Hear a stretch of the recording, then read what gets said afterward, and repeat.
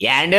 ఎలా ఉన్నారో బ్రహ్మాండంగా ఉండే ఉంటారు పెళ్లికూరు ఎట్టుకొచ్చేయనండి ఓ పాల్మీ సొవ్విటాడేరంటే మన పెళ్లికూరులని చెప్పేస్తానండి మన మునగాల వారి పెళ్లి సందరండి మన మునగాల రామిరెడ్డి గారు శ్రీమతి ఉషారాణి గారు లేరు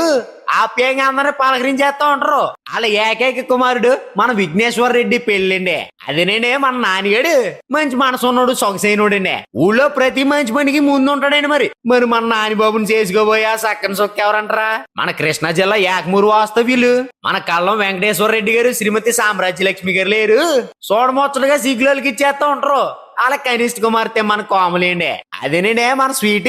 కుటుంబ విలువలు తెలిసిన మంచి అమ్మాయి ఎప్పుడు సిరినవ్వు సిందించే గడుచుకోలేండి మరి వీళ్ళిద్దరికే పెద్దల వివాహం నిశ్చయించారండి మరి పెళ్లి ఎప్పుడు అంటారా ఈ నెల డిసెంబర్ 25వ తారీఖు అనగా బుధవారం రాత్రి 11:34 పెళ్లి ఎక్కడంటారా మన గుంటూరు జిల్లా వల్లూరులో మన పెళ్లి కొడుకు ఇంటి దగ్గరే అంగరంగ వైభవంగా జరగబోతుందండి మరి భోజనాలు అంటారా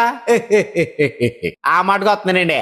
అదే రోజు రాత్రి 8 గంటలకే కళ్యాణ వేదిక వద్ద పెట్టేస్తున్నానండి మరి మీరు వచ్చారంటే నవగాయ పిండి వంటలు 4 కూరలు ప్రేమ ఆప్యాయతలో మనసారో డిచ్చేస్తారండి మర్చిపోకుండా